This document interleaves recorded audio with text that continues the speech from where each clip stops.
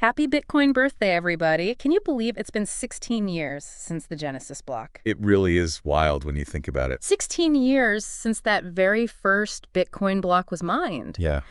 And we're not just here to, sing happy birthday. We're Yeah. going to do a deep dive into what Bitcoin was like back in 2009. Okay. And we'll explore why Satoshi's vision is still important today. It really is amazing to look back on how far Bitcoin's come, Yeah. from that very first block to today. Yeah. I mean, a single Bitcoin is worth over $98,000. I know. Just stop and think about that for a minute. Yeah. On January 3rd, 2009, Bitcoin wasn't worth anything. It was just this, experimental software. Right. And now, Yeah. now the market cap is in the trillions. Yeah, and market cap is a term we hear a lot. But just to clarify for our listeners, market cap basically represents the total value of all Bitcoin out there. Okay. It gives you a sense of how big this thing has become. It's huge. Yeah. Okay, so back in 2009, Satoshi Nakamoto. The mysterious creator of Bitcoin said something that's become pretty famous. It might make sense just to get some in case it catches on. Yeah. Kind of funny to think about that now. Well, the thing is, Satoshi wasn't trying to, predict the price or anything. Okay. You gotta remember, this was right after that big financial crisis in 2008. Right. People were looking for, alternatives, Yeah.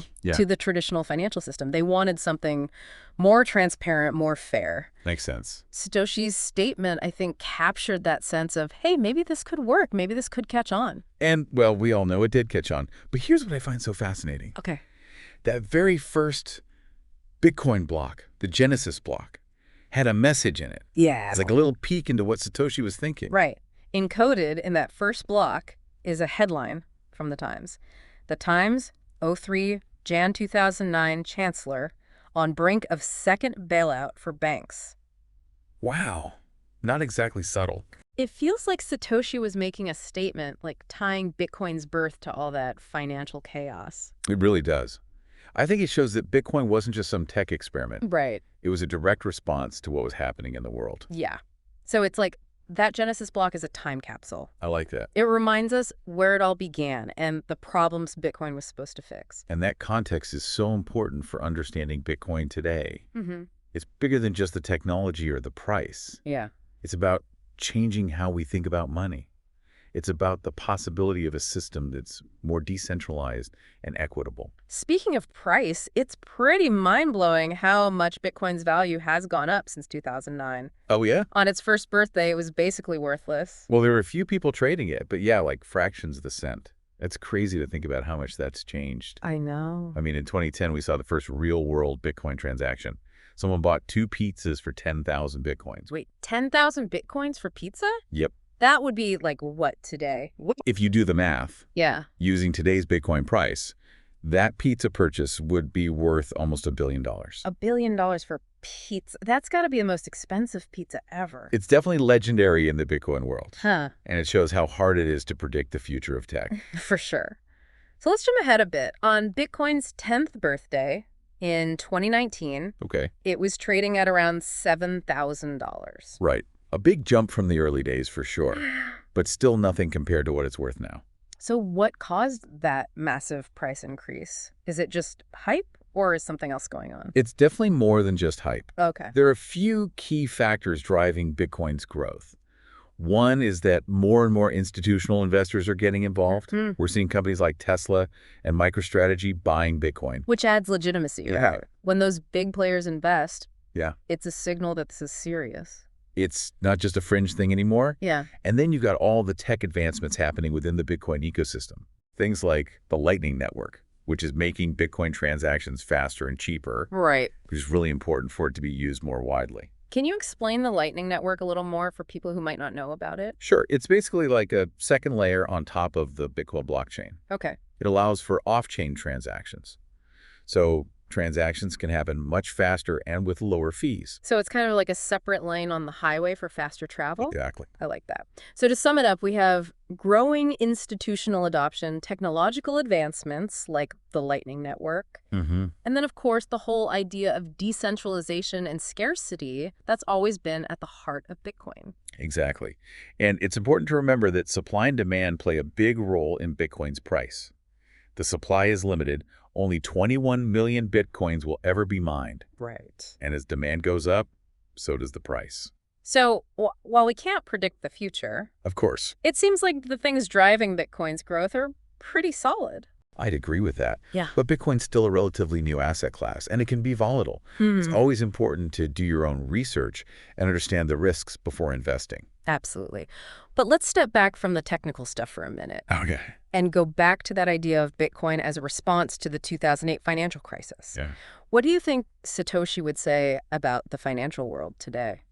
Ooh, that's a good question. Yeah. Well, we've seen more financial crises pop up since 2008. Right. Like, think about the European debt crisis, or even more recently, the whole thing with COVID-19. Yeah. And there's all this worry about inflation, economic inequality, and the power of central banks. I think Satoshi would say, all of this just proves we need a decentralized and transparent alternative to the traditional financial system. So the problems Bitcoin was created to address, Yeah. they're even more relevant today than they were back in 2009. I think so. Yeah. And I think that's one of the reasons why Bitcoin continues to resonate with so many people around the world. It's not just about technology or money. Right. It's about taking control, about building a fairer system. It seems like we're just scratching the surface here. So Yeah. how about after a quick break, we dive deeper into the potential social and technological impact of Bitcoin? Sounds good to me. Welcome back. Before the break, we were talking about how Bitcoin emerged from that 2008 financial crisis Right. and how it's still relevant today. And I keep thinking about that message in the Genesis block. Yeah. The Times 03 Jan 2009 Chancellor on brink of second bailout for banks. Yeah. It's like a digital protest written right into the code. It does feel like Satoshi was challenging the whole system. Absolutely. And that challenge really spoke to people who were, fed up with the way finance worked. We saw that sentiment grow even stronger after things like the Greek debt crisis and the Occupy Wall Street movement. So it's more than just technology. Exactly. It's a social and political movement, too. Yeah, right. It's about questioning the way things are, looking for new models. It's about giving people control over their own financial lives. But some people say that whole idea of Bitcoin as a tool for social change, it's exaggerated. Yeah. They say it's mostly used for speculation. And because it's decentralized, it's harder to regulate and prevent, illegal stuff. What's your response to that? Well, it's true that people have used Bitcoin for speculation. And yeah, there have been times it's been used for illegal things. Right. But you have to remember, any new tech can be misused. Just look at the internet. It's used for good and bad. So it's not really about the tech itself. No. It's how people use it. Exactly. And when it comes to regulation, I think it's about finding a balance. Yeah. We need to make sure Bitcoin is used responsibly, prevent crime, but we don't want to squash innovation or the potential for positive change either. That makes sense. So let's talk about some of the good things happening with Bitcoin around the world. One thing that comes to mind is financial inclusion. Yeah, definitely. For folks in developing countries who might not have access to banks, Right. Bitcoin can be a way to join the global economy. They can send and receive money easily and cheaply, no bank account needed. I've read about how people in places like Venezuela and Zimbabwe, Oh, yeah. where hyperinflation has made their currency worthless, Right. they're using Bitcoin because it's a more stable way to store value. It's a lifeline for them. And it's not just about sending money either. Uh-huh. Bitcoin can help with microloans and other financial services, which can help people start businesses and improve their lives. So Bitcoin has the potential to be a powerful tool for economic empowerment. But what about its technological impact? We talked about the Lightning Network. Right. Are there other innovations that are really pushing the limits of what Bitcoin can do? Oh, there's some really exciting stuff happening in DeFi and NFTs. DeFi, NFTs, those are some big words. Can you explain those? Sure. DeFi is short for decentralized finance. It's basically about building financial apps on the blockchain, but without needing banks or other middlemen. Okay. This could include things like lending, borrowing, trading, even insurance. So it's like taking the whole financial system and rebuilding it on the blockchain. Kinda, yeah. And then there's NFTs, non-fungible tokens. They're unique digital assets. They can represent anything from a piece of art to a virtual collectible to even a deed to a property. And they're all stored and verified on the blockchain, Oh. which makes sure they're authentic and scarce. NFTs have become really popular. Oh, yeah. I've seen people selling everything as NFTs, from digital art to, like, virtual real estate. It's moving fast, and people are still experimenting. But NFTs have huge potential. Right. They could completely change how we think about ownership and value in the digital world. It feels like we're on the edge of a massive tech shift, Yeah. with Bitcoin and blockchain at the forefront. But with all these advancements, there are bound to be new challenges and questions. That always happens with tech, that shakes things up. And it's important to talk about these things. And to look at both the good and the bad. So, looking ahead, what are some of the key questions we should be asking about Bitcoin's role in the world? Well, one big question is, how do we balance the need for innovation with the need for regulation? Right. How do we encourage responsible development while protecting people and stopping criminal activity? Oh, that's a tough one. What else? We also need to think about the environmental impact of Bitcoin mining, which we talked about before. Yeah. That's something the industry has to address. There's a lot of talk about using renewable energy for mining and making the algorithms more energy efficient. Exactly. And then there's the question of accessibility. How do we make sure everyone can benefit from Bitcoin, not just a small group? We talked about financial inclusion, but there are also issues of digital literacy and access to technology that need to be addressed. For sure. If we want Bitcoin to be a tool for social and economic empowerment, we have to make sure everyone has the chance to participate. So it sounds like a lot of work, but also a lot of potential for good. I agree. Bitcoin's come a long way in 16 years, but I think the best is yet to come. I like that. But before we wrap things up, let's go back to that thought-provoking question you asked earlier. Okay. What do you imagine Bitcoin will look like on its 30th birthday? What kind of world could it help create? That's a great question. It makes you imagine a future where technology empowers people, promotes financial inclusion, and creates a world that's more equitable and sustainable. A future where that message in the Genesis block is a reminder of how far we've come. Yeah, a future where Bitcoin isn't seen as this weird fringe thing anymore, but as a fundamental part of a new, more decentralized world. Those are powerful ideas. And it's exciting to think we can all play a part in making that future happen. But I think it's time we let our listeners think about these things for themselves. I agree. It's been great exploring the world of Bitcoin with you today. We've talked about so much in this deep dive. We really have. From how Bitcoin works to how it could change the world.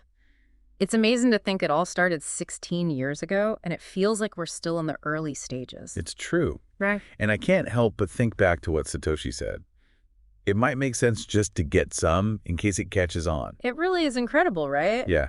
Those words were written when Bitcoin was worth nothing. Right. And now they sparked a whole revolution in how we think about money. It's like Satoshi knew, even back then, that this was bigger than just a digital currency. It was a challenge, a whole new vision for the future. A more decentralized future, a fairer future. And that vision is inspiring so many people today. Developers building new things, activists using Bitcoin to give everyone access to finance.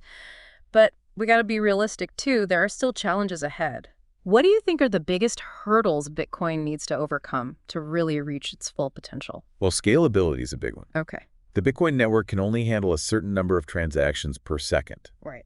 And when things get busy, that can cause delays and higher fees. So as more people use Bitcoin, scalability becomes even more important. Exactly. And there's a lot of debate within the Bitcoin community about how to fix this.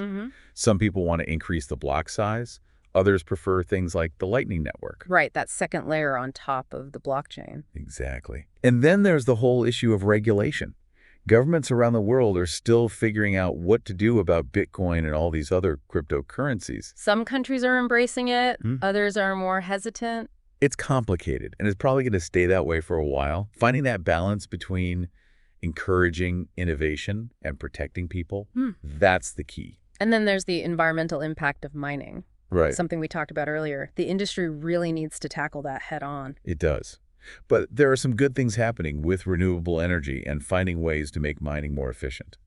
So it sounds like there are challenges, but also a lot of creative solutions in the works. That's what makes this so fascinating. It's always changing, always evolving. So as we think about the next 16 years and beyond, what makes you most optimistic about Bitcoin? What gives me the most hope is the potential for Bitcoin to empower people all over the world. It's about more than just financial inclusion, isn't it? It is. It's about giving people control over their own money, letting them participate in the global economy on their own terms. It's about building a system that's fairer and more transparent, one that works for everyone. Exactly. And it's about encouraging innovation and creativity in ways we can't even imagine yet. You're painting a very hopeful picture of the future. I am. But we have to remember, this future isn't guaranteed. We have to build it. We have to talk about these things, question our assumptions, and push for solutions that benefit everyone. And never forget that original vision, the spark that started the whole Bitcoin revolution 16 years ago. Well said. I think it's time to wrap up this deep dive. It has been a pleasure. Thank you for joining us on this journey through Bitcoin's past, present, and future. Keep learning, keep exploring, and keep the conversation going. The future of Bitcoin, and maybe the future of finance itself, is being written right now, and we all have a part to play in shaping it.